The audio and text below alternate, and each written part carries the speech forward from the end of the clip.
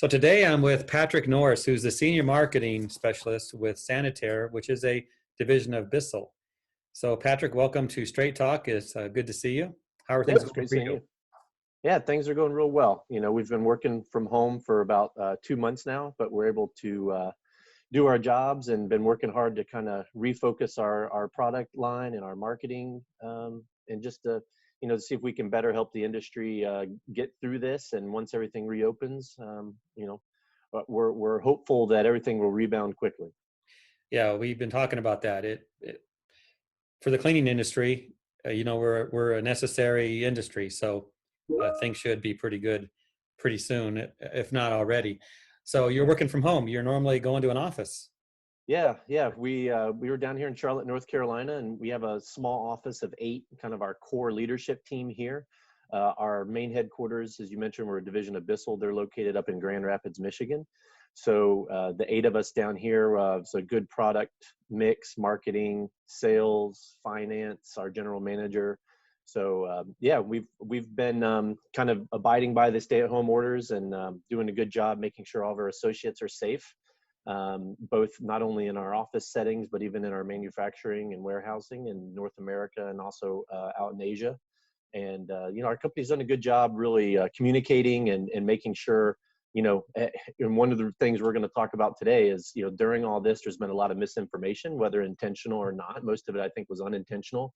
A lot of people have been rushing to try to get news out there and get information out there. And, just want to make sure everybody's got good resources that they can really look at, both from a personal safety and employee safety, but also from what our industry is doing in the cleaning industry.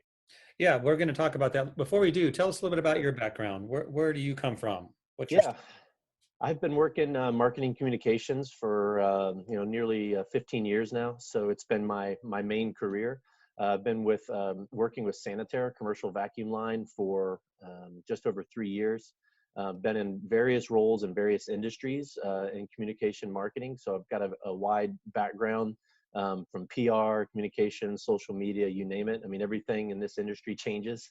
Marketing changes daily. So that's kind of a fun part of my job, getting to kind of see how things change. And, we're focusing more and more on digital these days, and especially now with everyone working from home. I mean, it's even more, we're in front of our computers even more than we typically are. So, being able to market to people and knowing what people are looking at and what they're searching for, that's been a real focus on my career and where I've come from. Grew up and raised here in North Carolina, and just, it's been a good run so far. I really enjoyed it. I started out not thinking marketing and communications. You don't really know what that is when you're in high school. It's just something that you realize you have been aware of and you see all the time, and then you realize, oh, that's actually someone's job to kind of put all this together and try to Yeah. you know Yeah, I those don't commercials and messages yeah, don't just happen. yeah, that's right. Somebody's got to put some thought through that, good or bad, and you kind of see how it plays out. So yeah, It's that's kind of where I come from. it's funny how we end up where we're at, isn't it? Yeah, absolutely, Maybe absolutely. not the dream job you had back in high school, but here Well, we it's are. funny, we always joke. Obviously, working in the vacuum industry, you kind of laugh and like, yeah, I going to be doing marketing about how sexy a vacuum is, and but it's kind of fun and challenging in the same way. You have to figure out ways to kind of explain to people that, well, how can you go beyond that, right? Like, it's okay, yeah, it cleans dirt. It's supposed to clean up dirt, but how can that help somebody else and how they think, and kind of position it so that people in multiple industries say, oh yeah, this one cleans dirt and so does this other brand, but I like how they're kind of explaining it to me. So that's kind Okay. of the position I try to take. And just like you said, you don't dream of working in vacuums when you're in high school. Most people don't. There are some people in the industry that definitely have done that, but yeah, it's been fun. Good deal. Well, it's good to get to know you a little bit. So let's get into our topic about understanding some terminology. I know that's something you sent me a note about, and that's interesting. So we got together today to talk about how we need to have a better understanding of some terminology. Tell us a little bit about that. What do you Yeah, think? absolutely. Yeah, absolutely. One thing we noticed out there, since all of this has really started with the COVID situation and the pandemic, is you're seeing an increase focus on sanitizing and disinfecting. And that makes sense. So, the EPA guidelines, the CDC guidelines, there's a lot of information out there saying these cleaners work, these cleaners don't work, this is what you need to do. And so that's been a huge focus, and seeing that, and rightfully so. All of us in our personal lives have been doing more hand washing and sanitizing and disinfecting, nonstop.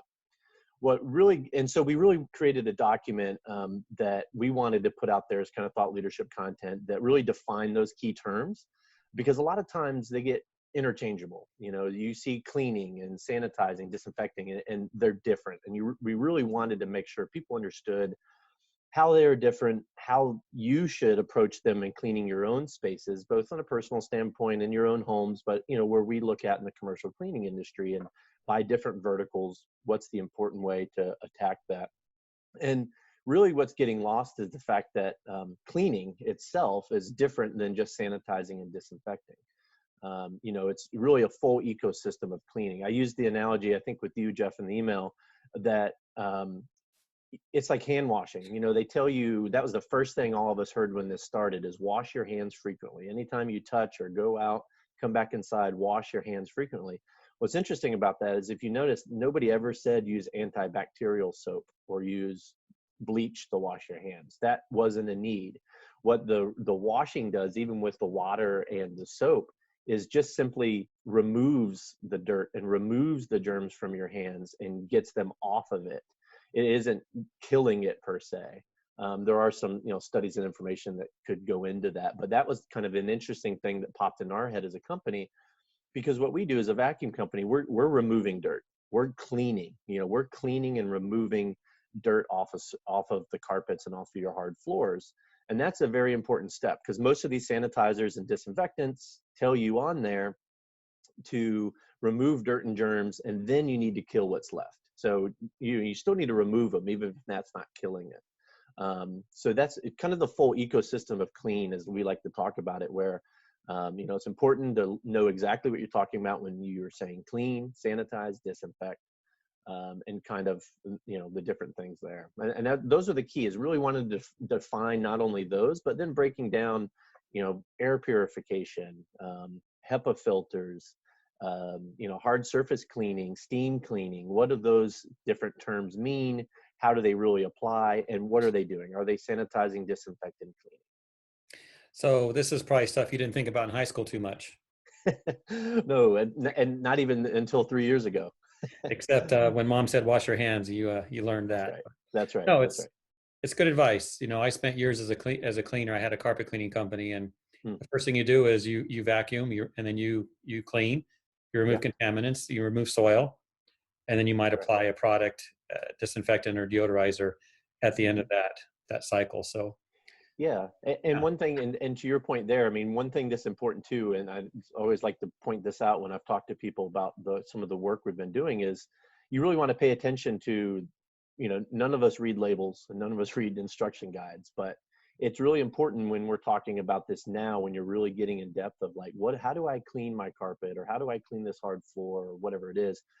You really want to look at dwell times for the sanitizing and disinfectants. You want to make sure you're using it properly. If you want to make sure you leave it long enough, leave it wet, leave it long enough, before you remove it, clean it, to make sure you're really getting that full sanitization, disinfection. And that's equally important. We'll talk about that a little later, I'm sure, of how the cleaning industry needs to approach this and needs to change. Is really, they're going to need to market what they're doing as a hotel. Let's say they're going to need to be very upfront and telling their guests, this is how we're doing it, this is what we're using, so that you can feel safe when you're here.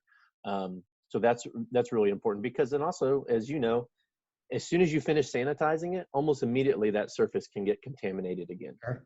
Yeah. So it's important to know that you need to frequently do it, especially in those high touch, high frequency areas that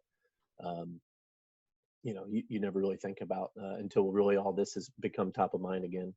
Yeah, so we know this, but your customers and the facilities that you work in, those that are going to be watching this, they're going to be expected to step it Yeah, up, yeah, and take care of absolutely. that. Let me ask one more question that'll lead us into more of this discussion about Sure. cleaning protocols from your company's point of view. How Mhm. are they changing, and what do you see in the future? Yeah, I mean, it's interesting because we're obviously a cleaning company and our industry is about cleaning. And so it's easy to say, well, we're going to clean more efficiently now moving forward. Well, what's that look like? Hmm. Um, you know, there's a lot of building practices where you do, let's look at flooring. You do high frequency vacuum cleaning, so you're only going where you see visible dirt in those high traffic areas. That's going to be a more frequent process, and there's probably going to be more deep cleaning where you cover every square inch of a room than you used to, even with the vacuum. And then, as you mentioned, with the carpet extractor after that, I bet the frequencies are definitely going to change and increase, especially in hospitality. We already talked about hotels a little bit. Those are going to change. I mean, you have to clean probably deeper than they typically do. I bet we'll see more carpet extraction in places that have carpet, because you're going to want to turn that over more frequently instead of doing it maybe once a week or once a couple times a month. You may see that a couple times a week.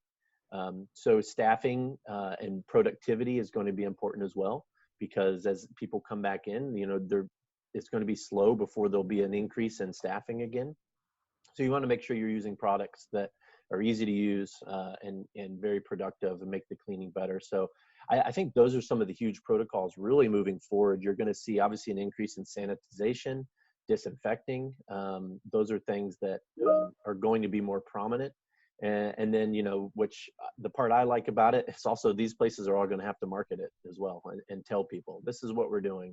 And so Right. you have to get the word out, not only from a manufacturer, but the buildings we're cleaning and working, our end users that we're working with.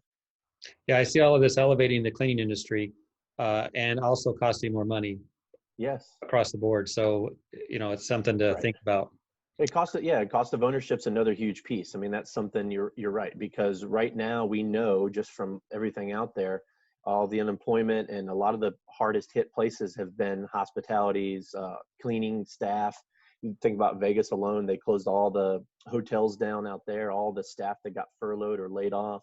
And those aren't going to be immediate rehires. They're going to be rehired as capacity refills in all these places and travel opens back up. So making sure as a place, especially in the travel industry, making sure that you're prepared to clean properly, and to tell people you're cleaning, to give them confidence, your guests confidence that they can come into your facility.